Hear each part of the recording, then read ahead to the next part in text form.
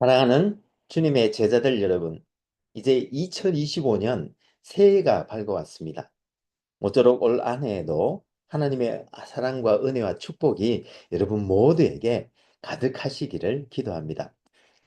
여기 아이오와는 이제 1월 첫 번째 주로 접어들면서 눈도 제법 많이 오고 또 기온도 뚝 떨어지면서 한겨울에 깊숙이 들어와 있는 느낌이 드는 가운데 저희들은 오늘도 이렇게 주님의 은혜로 예배에 임하고 있습니다.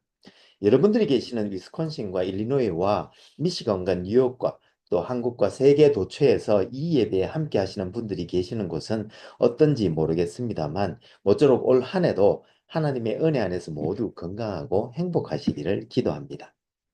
그럼 오늘 2025년 첫 번째 주일날 아침에 하나님의 영광의 예배에 초대받고 함께 하신 여러분 모두를 환영하며 전능하신 하나님 우리 아버지, 우리의 구주가 되시는 예수님, 또 우리의 성화주가 되시는 성령님을 예배하는 자리로 함께 나갔으면 좋겠습니다.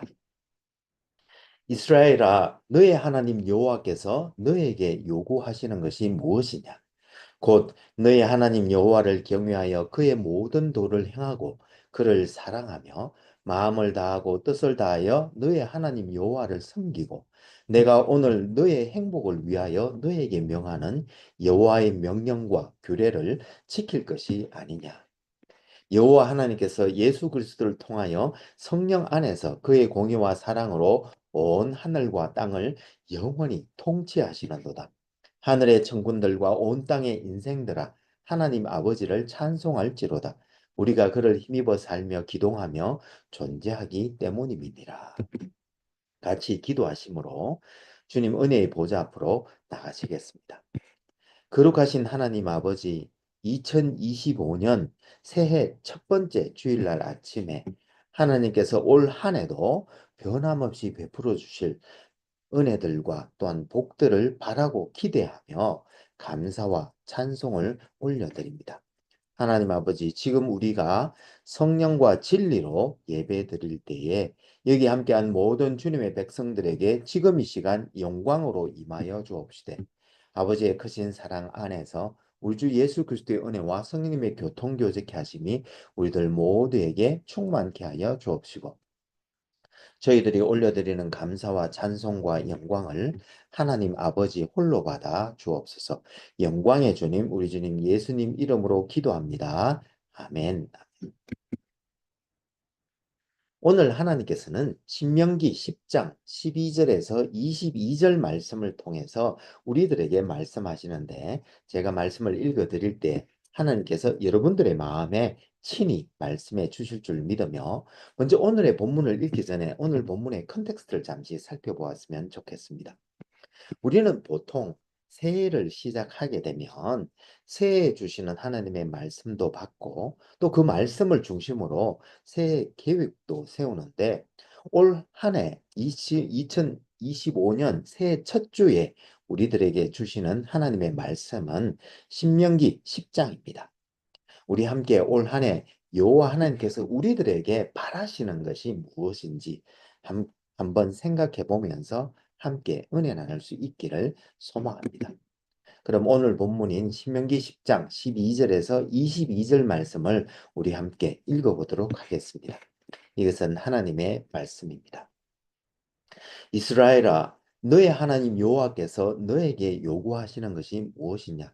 곧 너의 하나님 여호와를 경외하여 그의 모든 도를 행하고 그를 사랑하며 마음을 다하고 뜻을 다하여 너의 하나님 여호와를 섬기고 내가 오늘 너의 행복을 위하여 너에게 명하는 여호와의 명령과 규례를 지킬 것이 아니냐? 하늘과 모든 하늘의 하늘과 땅과 그 위의 만물은 본래 너의 하나님 여호와께 속한 것이로되 여호와께서 오직 너의 조상들을 기뻐하시고 그들을 사랑하사 그들의 후손인 너희를 만민 중에서 택하셨음이 오늘과 같으니라. 그러므로 너희는 마음의 할례를 행하고 다시는 목을 곧게 하지 말라. 너희의 하나님 여호와는 신 가운데 신이시며 주 가운데 주시요 크고 능하시며 두려우신 하나님이시라. 사람을 외모로 보지 아니하시며 뇌물을 받지 아니하시고 고아와 과부를 위하여 정의를 행하시며 나그네를 향하 사랑하여 그에게 떡과 옷을 주시나니 너희는 나그네를 사랑하라. 전에 너희도 애굽 땅에서 나그네 되었음이니라. 너희 하나님 여호와를 경외하여 그를 섬기며 그에게 의지하고 그의 이름으로 맹세하라. 그는 너의 찬송이시요 너의 하나님이시라. 너의 눈으로 본 이같이 크고 두려운 일을 너를 위하여 행하셨느니라. 애굽에 내려간 너의 조상들이 겨우 70인이었으나 이제는 너의 하나님 여호와께서 너를 하늘의 별같이 많게 하셨느니라. 이것은 하나님의 말씀입니다. 다 같이 감사합니다. 하나님. 잠시 기도하시겠습니다. 오 주님, 지금 이 시간 하나님의 말씀을 듣기를 원합니다. 하늘의 지혜와 진리의 말씀을 들을 때에 성령의 조명하심으로 우리의 마음을 여시고 말씀을 깨닫게 하여 주옵시되 주님의 생명의 말씀에 순종하는 은혜를 더하여 주옵소서. 성령을 보내주신 우리 주님 예수님 이름으로 기도합니다. 아멘. 오늘 2025년 새해 첫 번째 주일날 아침에 여기 함께 하신 모든 분들에게 우리 주 예수 그리스도의 은혜와 우리 아버지 하나님의 크신 사랑과 또 성령님의 교통교제케 하심이 충만하시기를 기도합니다. 여러분, 2025년 올 한 해 어떤 계획을 세우셨는지요? 주님을 쫓아 영원을 향해 걸어가는 순례길에 현재 각자가 처한 위치에서 올 한 해도 한 걸음 더 주님을 닮아가는 한 해가 되시기를 소망합니다. 여러분, 오늘은 불교와 철학자 니체가 말하는 이상적인 인간상에 대해서 한번 먼저 알아보고 시작했으면 좋겠습니다. 일체 중생은 불성을 구유했다. 즉 모든 사람은 불성을 가지고 태어났다고 선언한 불타, 즉 석가모니는 그 자신이 신적 속성을 가진 것이 아니라 하나의 인간이었으며 인간의 괴로움을 외면하지 않고 그것의 정면으로 도전하였는데 이와 같이 그는 인간의 현실을 문제 삼아 그 해결은 오직 인간의 지혜와 그에 입각한 과감한 실천에 의해서만 가능함을 깨닫고 그 깨달음으로 인류를 구제하는 길에 일생을 바쳤는데 이 같은 석가모니 그 자신의 모습에서 우리는 불교에서 말하는 인간상이 어떠한 모습인지 볼 수 있는 것 같습니다. 그리고 니체는 그동안 철학이 신으로 대변되는 형이상학적 가치, 즉 절대 진리와 종교적 구원 등을 추구해 왔던 것을 단호하게 거부하면서 신은 죽었다라고 선언하였는데 이렇게 인간에게 형이상학적 진리 추구라는 목표가 이제 사라지게 되자 삶의 기본적 방향성을 상실한 대다수의 사람들이 그 가치를 외부에서 찾아서 다른 사람들의 눈치를 보며 각자의 개성을 상실한 채 하나의 군중으로서 살아가는 그러한 삶을 살게 되고 또 필연적으로 그렇게 되니 세속적 가치를 추구하게 되며 또한 눈앞의 이익을 바라보는 이기적이고 근시안적인 인간이 되어 결국 작은 행복에 만족하고 현재 자리에 안주하는 안정성을 지향하는 소시민이 될 것이라고 하면서 니체는 이 같은 인간들을 최후의 인간이라고 말하며 차라투스트라의 입을 빌려 독파리 같은 존재라고 폄하하면서 새로운 인간상을 제시하였는데 그것은 바로 초인이었습니다. 니체가 말한 이 초인은 현재 자신의 눈높이보다 훨씬 위에 존재하는 이상을 바라보고 끝없이 자신을 뛰어넘으려 노력하며 어떠한 새로운 가치를 창조하는 그런 능력이 있는 사람을 의미했는데 그는 이 초인에 도달하는 과정에서 인간은 정신적으로는 낙타, 사자, 어린아이로 표현되는 세 단계의 변화를 겪는다고 말했습니다. 여기서 낙타는 일반 사회가 요구하는 도덕적 명령을 짐처럼 짊어지고 그 명령에 순응하는 자로서 공경하고 두려워하는 마음과 억센 정신, 또 무거운 짐을 기꺼이 지고 이에 복종하고 순응하는 그런 단계에 있는 사람을 말하며, 두 번째로 사자는 인간이 언제나 짊어져야 하는 짐, 즉 기존의 가치관, 관습, 규범, 관계를 부정하는 자유의지를 상징하는 존재로서, 이렇게 스스로 가치를 재정립하려는 힘과 의지가 있는 부정과 파괴의 단계에 있는 사람들을 일컬으며, 마지막으로 어린아이에는 삶의 끊임없는 변화를 수용하면서도 그 와중에 발생하는 부정적인 요소를 쉽게 망각하는 순수한 긍정성을 가진 존재로 스스로 규칙을 만들어내고 이에 기꺼이 따르려는 자세를 보이는 삶을 순수한 긍정과 놀이처럼 보는 그러한 단계의 사람을 지칭한다고 하였습니다. 여러분들은 어떤 인간상을 가지고 계시는가요? 오늘 본문에 보면 하나님께서는 그의 백성들에게 요구하시는 이상적인 크리스천 인간상을 제시하고 있는데요. 우리 함께 살펴보면서 은혜 나눌 수 있기를 소망합니다. 신명기는 하나님께서 모세를 통하여 40년 광야 생활 동안 새롭게 일어난 이스라엘 신세대들에게 약속의 땅 가나안 땅에 들어가 이제 하나님 앞에서 어떻게 거룩하고 신실하게 살아갈지에 대해서 가르쳐 주신 세 개의 설교가 담겨 있는데요. 1장에서 4장에 기록된 첫 번째 설교에서는 그간의 여정에 대해서 먼저 요약한 후에 이스라엘 백성들에게 하나님의 명령에 순종할 것을 촉구하는 내용이 담겨 있고, 5장에서 28장까지 두 번째 설교에서는 십계명과 쉐마를 다시 선포해 준 후 하나님의 법대로 사는 삶이 어떤 것인지 설명해 준 다음에 각종 예식과 상과 벌에 대한 설교 내용이 담겨 있습니다. 그리고 29장에서 34장까지의 마지막 설교에서는 출애굽기 2세대들과 모압에서 다시 맺은 모압 언약에 대한 기록과 함께 여호수아를 새 리더로 세운 후에 모세가 12지파를 축복하는 내용이 담겨 있습니다. 오늘의 본문인 10장 12절에서 12절 말씀은 모세의 두 번째 설교 중에 나오는 말씀으로, 화면에서 보시는 것처럼 히브리 문학 구조인 키아즘, 즉 대칭 병행 구조로 되어 있는데, 12절에서 13절에서 모세는 하나님을 경외하고 하나님의 길로 행하며 하나님을 사랑하고 하나님을 섬기며 하나님의 율법을 지키라는 다섯 가지 여호와께서 요구하시는 기본 명령들을 선포한 후에 14절에서 15절에서는 이러한 기본 명령을 지켜야 하는 서론적인 근거를, 왜 그렇게 지켜야 하는지를 제시하고 있고, 16절에서는 마음의 할례를 행하고 목을 곱게 하지 말라고 권면한 후에 17절에서 19절에서는 다시 기본 명령을 지켜야 하는 추가적인 근거를 제시한 후에 마지막으로 20에서 22절에서는 전체에 대한 이제 결론이자 요약으로서 기본 명령들을 다시 부연한 후에 여호와의 명령을 지켜야 하는 근거를 다시 설명하고 있습니다.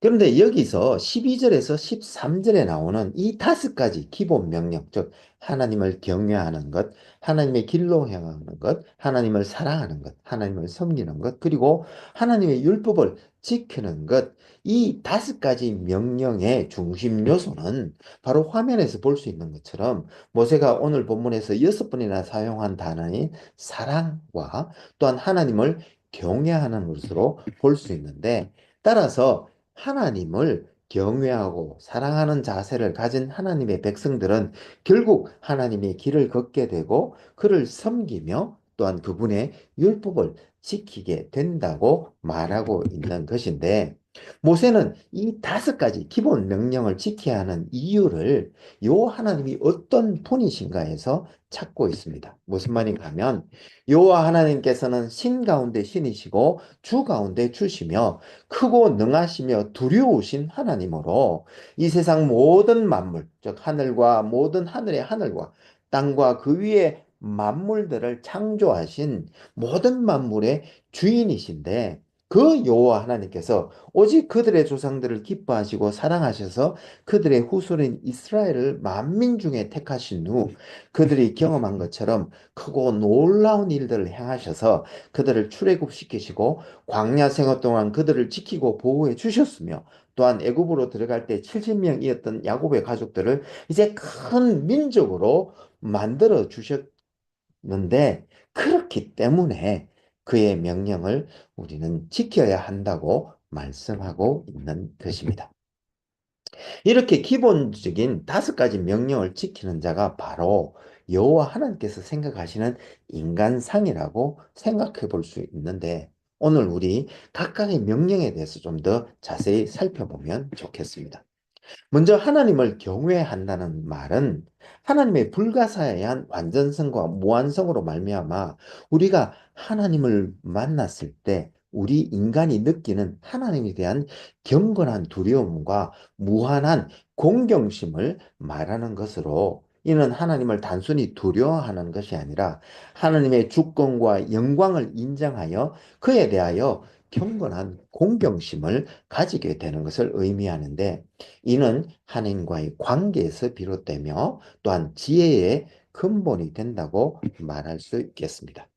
그리고 하나님을 경외하는 태도는 우리로 하여금 하나님의 음성에 귀 기울이고 순종하게 만드는데, 결국 하나님을 경외하는 자는 환난에서 구원받고 자손이 번창하며 형통하게 되고 또 영혼의 평안을 얻고 또 기도 응답을 받는 등 복을 받게 되는데, 결국 이렇게 하나님을 경외하는 것은 하나님의 관점으로 삶을 바라보고 하나님의 길로 행하게 만드는데, 여기서 하나님의 길로 행한다는 말은 결국 하나님의 형상대로 창조된 인간이 하나님의 공유적 속성을 따라 사랑과 거룩과 공의의 삶을 살아가는 것을 말하는데, 이 길은 그리스도를 신뢰하는 믿음의 길로 매일매일 주님과 교제하며 그리스도를 닮아가는 여정에서 믿음과 행함, 성품과 행동, 또 예배와 봉사, 고독과 교제, 세상과의 분리와 또 세상에서의 사역과 정인된 삶 등의 균형을 잡아가는 그런 삶이라고 볼 수 있겠습니다. 즉 여기서 말하는 여호와의 길은 하나님께서 인간들과 그의 창조물을 대하시는 방식 혹은 행동, 양식을 의미하는데, 결국 이것은 하나님의 속성인 그의 선하심과 자비와 은혜와 영광을 의미한다고 볼 수 있는 바, 결국 하나님의 도를 행한다는 것은 하나님과의 관계 속에서 그분처럼 살아가는 전인격적인 삶의 방식을 의미한다고 볼 수 있으며, 또한 우리가 이렇게 하나님 길로 행할 때 하나님의 보호와 구원을 받게 된다고 말하고 있는 것입니다.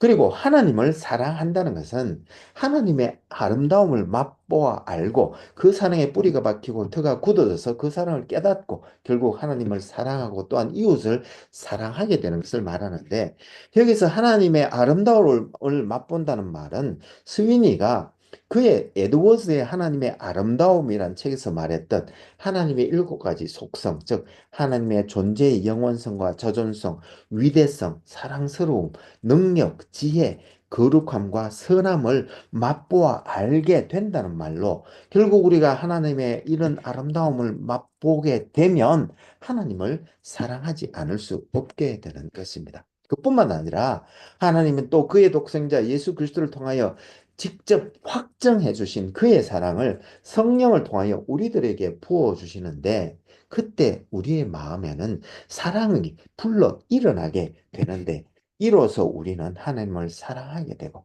또한 이웃을 사랑하게 되며, 십계명에 의하면 이 하나님에 대한 사랑은 바로 하나님을 예배하는 것으로 나타나며, 또 이웃에 대한 사랑은 이웃에 대한 인간의 존엄성과 그의 모든 인적, 물적 권리와 명예를 지켜주고 심지어 그것을 고양해 주는 것으로 나타나게 되는 것입니다.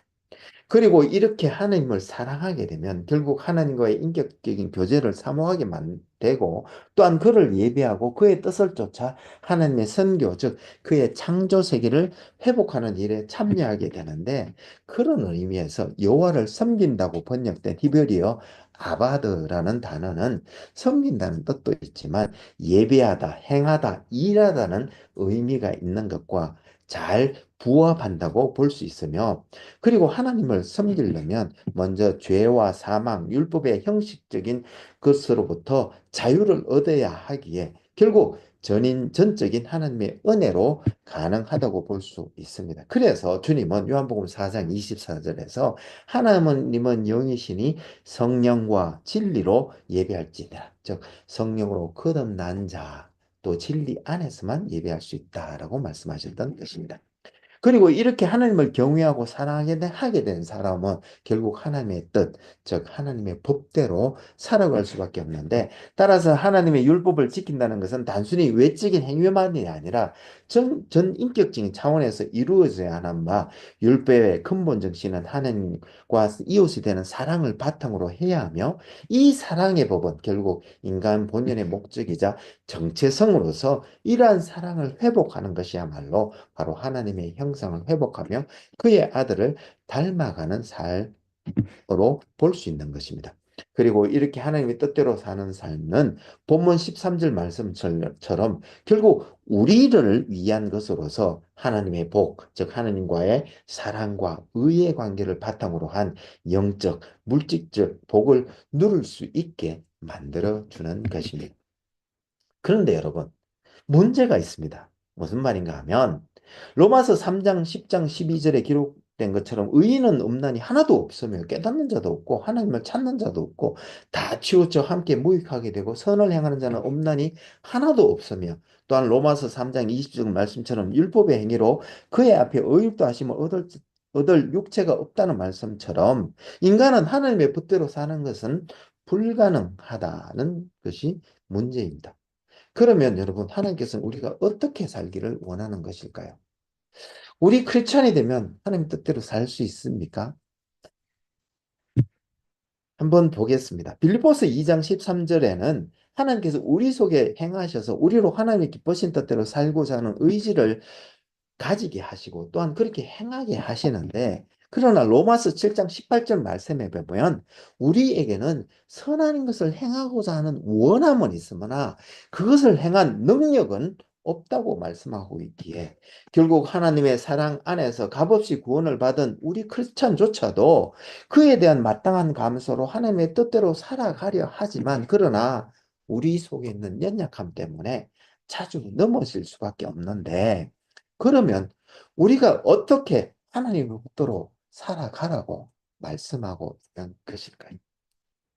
예, 그래서 하나님께서는 하나님 뜻대로 살지 못한 이스라엘 백성들에게 에스겔서 36장 27절에서 그의 영을 그들 속에 두어 그들로 하여금 하나님의 율례를 행하게 하실 것이라고 말씀하시면서 이것이 예수 그리스도께서 완성하실 새 언약이라고 말씀해 주셨는데, 그러면 이 말씀대로 우리가 하나님께 부여받은 성령님께 기도하면 그가 어떤 큰 능력을 우리에게 주셔서 하나님 뜻대로 살 수 있게 된다는 그런 말씀일까요? 여러분 어떻게 생각하십니까? 예, 그렇지는 않은 것 같습니다. 무슨 말인가 하면 요한복음 14장 26절 말씀을 보면 하나님 아버지께서는 보혜사 성령님을 보내셔서 우리들 마음 안에 내주하게 하시는데, 성령님께서는 먼저 주님의 말씀을 생각나게 해주시고 또한 그 뜻을 가르쳐 깨닫게 해주시며, 그리고 갈라디아서 5장 18절 말씀처럼 성령께서 이렇게 주님의 말씀으로 우리를 인도하실 때에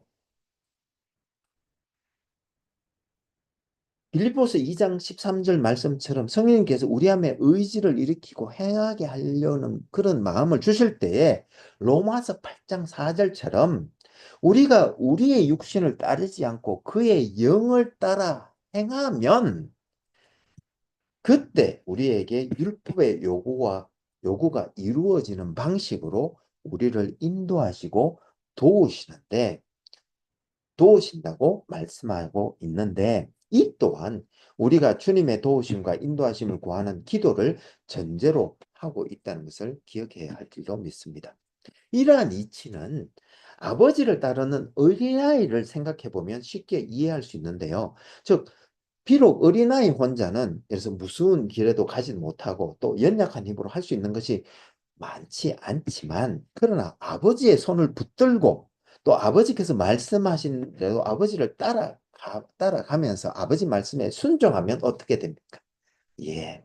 아무리 무슨 길도 진짜 즐겁게 갈 수 있고 또한 자신이 할 수 없는 일도 할 수 있게 되며 이러한 과정에서 점점 힘도 생기고 또 마음도 단단해지면서 성장에 가득 우리도 우리의 연약함을 고백하면서 겸손히 성령님의 인도하심을 구하면 성령님께서는 우리에게 하나님의 말씀을 생각나게 해주시고 또 그 뜻을 깨닫게 해주실 뿐만 아니라 우리 안에서 하나님의 뜻대로 살고자 하는 의지를 일으키셔서 그 뜻대로 행하게 하시는데 그때 우리가 성령님의 인도하심에 순종하여 주님의 인도하심을 따라 행하면 그때 성령님께서 우리를 도와 우리가 하나님 뜻대로 살 수 있게 해주신다고 말씀하고 있다는 것입니다. 그런데 여기서 한 가지 우리가 또 더 주의해야 할 점이 있습니다. 그것은 뭔가 하면 여기서 말하는 하나님 뜻대로 행하는 우리라는 말은 우리가 어떤 완벽한 초인 같은 존재나 신같이 모든 능력을 갖춘 그런 존재가 된다는 뜻은 아니라는 것입니다.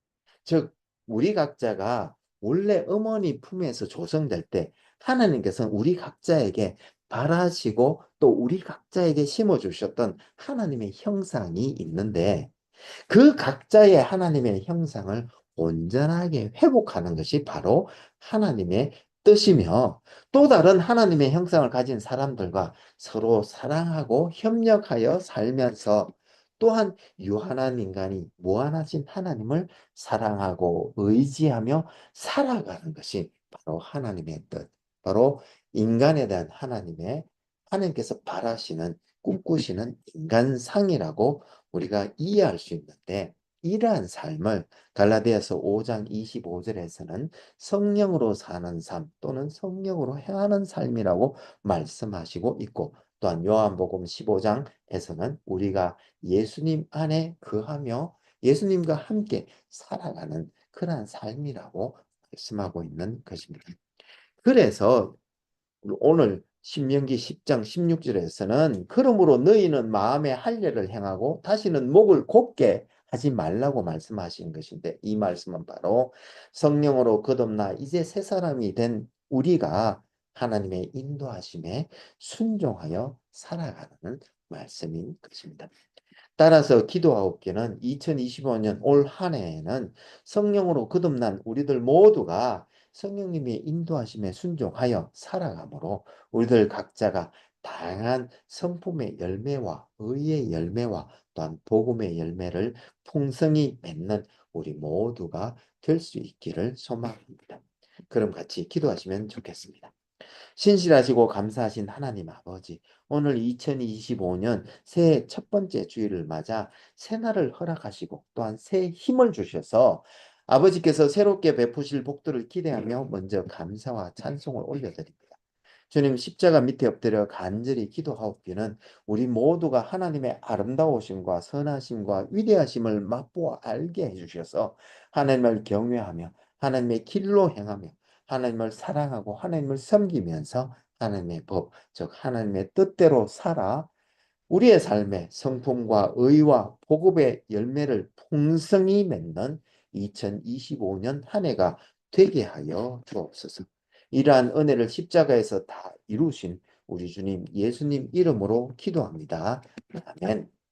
이제는 우리 주 예수 그리스도의 은혜가 매일매일 우리를 새롭게 하며 우리 여호와 하나님의 크신 사랑이 우리로 하여금 형제자매와 이웃을 품고 사랑으로 섬기게 하되 성령님의 권능 주심과 교통교직케 하심을 통하여 선한 일에 더욱 열심을 낼 때에 우리가 다음에 다시 만나는 그날까지 성령의 인도하심을 따라 하나님을 경외하고 그의 길에 행하며 그만을 사랑하고 섬기며 하나님의 기쁘신 뜻대로 살아가므로 하나님 아버지께 영광 올려드리는 우리들 모두가 될 수 있기를 간절히 축원하옵나이다. 아멘.